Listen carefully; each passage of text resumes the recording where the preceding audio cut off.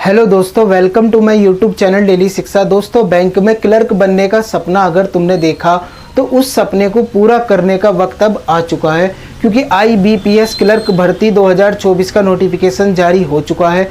क्या एग्ज़ाम का पैटर्न होगा, क्या ये क्वालिफिकेशन लेंगे, क्या इसमें उम्र रहने वाली, सारी चीज़ें डिटेल में कवर करने वाले। अगर तुम चैनल पर नए हो तो चैनल को सब्सक्राइब कर लो। तो दोस्तों, IBPS क्लर्क भर्ती 2024, जिसे institute banking of personal selection बोलते हैं, ये क्या है? दरअसल एक बोर्ड है जो क्या कराता, बैंकों के लिए भर्ती कराता। जैसे NTA है, नेशनल टेस्टिंग एजेंसी, बहुत सारे एंट्रेंस एग्जाम कंडक्ट कराती, जैसे जेई मेन हो गया, नीट हो गया, ये सारे एग्जाम NTA कंडक्ट कराती। SSC हो गया, बहुत सारे पदों के लिए नोटिफिकेशन जारी करता। ऐसे ही बैंकों में PO और जो क्लर्क होते हैं, PO का पद और जो क्या हो गया क्लर्क का पद, वो होता क्लर्क का पद, उसके लिए जो नोटिफिकेशन जारी करता वो कौन कराता? IBPS। ये ही क्लर्कों की भर्ती करता, यही PO के लिए भर्ती करता। बस दो बैंक छोड़ दो, RRB और एक है SBI। इन दो बैंकों को छोड़कर जो भी बैंक तुमने देखा या सुना है, उन सब में क्लर्क के लिए कौन भर्ती कराता? IBPS। यह नोटिफिकेशन कौन जारी करता? IBPS। जैसे पंजाब नेशनल बैंक हो गया, अभी ये जैसे ये भर्ती आई ना, इसमें तुम Punjab national bank, bank of Baroda, Canara bank, Sindhi bank, सारे जितने भी बैंक है, इन सब बैंकों के लिए अप्लाई कर सकते हो। तो टोटल पद कितने हैं? 6128 टोटल पद हैं, कोई दिक्कत नहीं है। इसमें जो उम्र लेंगे ये कितनी लेंगे? 20 साल, कम से कम 20 साल और ज़्यादा से ज़्यादा 28 साल। अगर तुम जनरल कैटेगरी के हो तो, अगर तुम OBC के हो तो 3 साल की इसमें छूट कर दो, और अगर तुम SC ST से बिलोंग करते हो तो इसमें 5 साल की छूट कर दो। यानी कि अगर तुम 33 साल के होंगे तो और SC ST कैटेगरी से बिलोंग करते हो तो इसे जाकर भर सकते हो। और अगर तुम PH हो, यानी कि फिजिकल हैंडीकैप्ड हो, दिव्यांग हो, तो 10 साल की इसमें छूट दी गई। यानी कि 20 साल से 38 साल के बीच के जितने भी कैंडिडेट हैं वो इसके लिए अप्लाई कर सकते हैं। कब अप्लाई कर सकते हैं? अगर ये तुमने ये चीज़ें पूरी कर ली तो अब देखो अप्लाई कब कर सकते हैं। तो 1/7/2024, 1 जुलाई से ये फॉर्म भरे जा रहे हैं, जाकर भर लो, कोई दिक्कत नहीं है। और इसकी लास्ट डेट जो है 21/7/2024 होगी। मैं तो कहूँगा कि अगर तुम्हें भरना तो अभी जाकर भर लो, क्योंकि बाद में सर्वर इश्यू हो जाता, कभी कभी साइट नहीं चलती, फॉर्म रह जाता।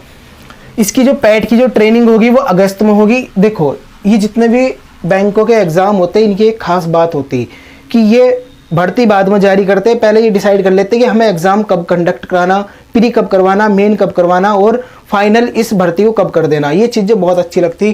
तो प्री में देख लो, प्री का जो एग्ज़ाम होगा इसका वो अगस्त में होगा, और जो इसका रिजल्ट आएगा प्री का वो लगभग सितंबर के महीने में आ जाएगा, और जो मेन का एग्ज़ाम होगा वो होगा अक्टूबर के महीने में। और दोस्तों, ये पूरी वैकेंसी अगर तुमने भरा और तुमने प्री क्लियर कर लिया, मेंस क्लियर कर लिया, तो तुम कब बैंक में, मतलब तुम्हें ज्वाइनिंग कब मिलेगी? 1 अप्रैल 2025 को तुम इसमें ज्वाइन हो सकते हो, यानी कि बैंक को ज्वाइन कर लोगे, बैंक में क्लर्क बन जाओगे। तो दोस्तों, इसमें फीस कितनी रहने वाली? फॉर्म जब तुम भरने जाओगे तो general, OBC, economical weaker section 850 रुपये का तुम्हारा DD लगेगा, और अगर तुम SC ST या फिजिकल हैंडीकैप्ड हो तो 175 रुपये का तुम्हारा DD लगने वाला। योग्यता क्या रहेगी? बैचलर डिग्री, चाहे तुमने BTech करा हो, BSc करी हो, BA करा हो, BCom करा हो, कोई सी भी तुमने अगर ग्रेजुएशन करा है, कोई सी भी डिग्री ली है तो तुम इसके लिए अप्लाई कर सकते हो, कोई दिक्कत नहीं है।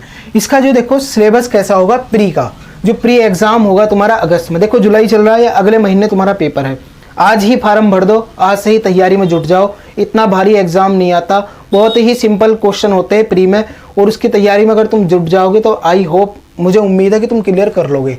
रीजनिंग देखो, इसमें 35 क्वेश्चन आएंगे, 35 ही नंबर के, 20 मिनट इसमें मिलेंगी। न्यूमेरिकल एबिलिटी 35 क्वेश्चन, 35 ही नंबर के, 20 मिनट इसमें मिलेगी। और इंग्लिश 30 क्वेश्चन, 30 नंबर के, 20 मिनट इसमें मिलेगी।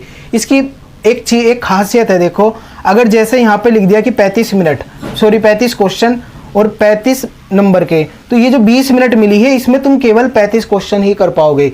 जैसे ही ये वाला फेज खत्म होगा, इसके बाद दूसरा न्यूमेरिकल एबिलिटी का हो जाएगा, इसमें तुम्हें 20 मिनट में ये 35 क्वेश्चन करने, इसके बाद 20 मिनट में तुम्हें इंग्लिश के 30 क्वेश्चन करने। ऐसा नहीं कि इसमें से कुछ टाइम बचा के इसमें तुम खर्च कर लो, ऐसा इसमें नहीं होता। जिसके लिए जो टाइम निर्धारित है वही होगा। तो टोटल प्री में 100 क्वेश्चन होंगे, 100 नंबर के, 60 मिनट में तुम्हें करने, 1 घंटे में ऐसा समझ लो तुम्हें 60 क्वेश्चन करने। 60 नहीं सॉरी 100 क्वेश्चन करने।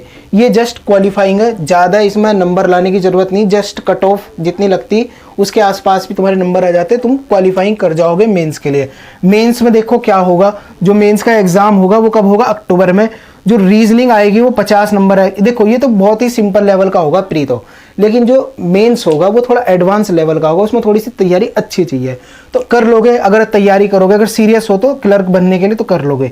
रीजनिंग क्या है, 50 नंबर की 60 क्वेश्चन आएंगे, सॉरी 50 क्वेश्चन आएंगे 60 नंबर के, 45 मिनट तुम्हें मिलेगी। इसमें थोड़ी सी एडवांस लेवल की रीजनिंग पूछी जाती है। जो क्वांटिटिव एप्टीट्यूड है, जैसे तुम मैथ बोल लो, इसमें 50 क्वेश्चन 50 नंबर के 45 मिनट में तुम्हें सॉल्व करने। जनरल अवेयरनेस, देखो यहाँ पे जीके नहीं था, जीएस नहीं था, कुछ नहीं था प्री में, लेकिन मेंस में तुम्हें जीएस जरूर मिलेगा। जीएस एक ऐसा सब्जेक्ट है, तुम कोई से भी एग्जाम की तैयारी कर रहे हो, सीटेट की, यूपी ट्रिपल एससी की, यूपीएससी की, एसएससी की, हर एग्जाम में तुम्हें जीएस मिलती। तो जीएस को अच्छा करने का तरीका ये है कि रिवीजन करो और जो करंट अफेयर है उस पर नज़र बनाकर रखो। तो इसमें भी जनरल अवेयरनेस आएगी, 50 क्वेश्चन होंगे 50 नंबर के, 35 मिनट में तुम्हें सॉल्व करने। और दोस्तों इंग्लिश 40 क्वेश्चन 40 नंबर के 35 मिनट में तुम्हें सॉल्व करने। पैटर्न वही रहेगा कि जिसके लिए जो टाइम निर्धारित है उतने मिनट में वही कर पाओगे, दूसरे का टाइम बचाकर तुम दूसरे सब्जेक्ट में खर्च नहीं कर सकते। तो टोटल 190 क्वेश्चन हो गए 200 नंबर के, और टाइम हो गया 160 मिनट। तो दोस्तों ये था नोटिफिकेशन, मैंने इसके बारे में तुम्हें बता दिया। अगर तुम फार्म भर रहे हो तो कमेंट बॉक्स में यस जरूर लिखना। मिलते हैं फिर नेक्स्ट लेक्चर में, तब तक के लिए थैंक्स अ लॉट, जय हिंद।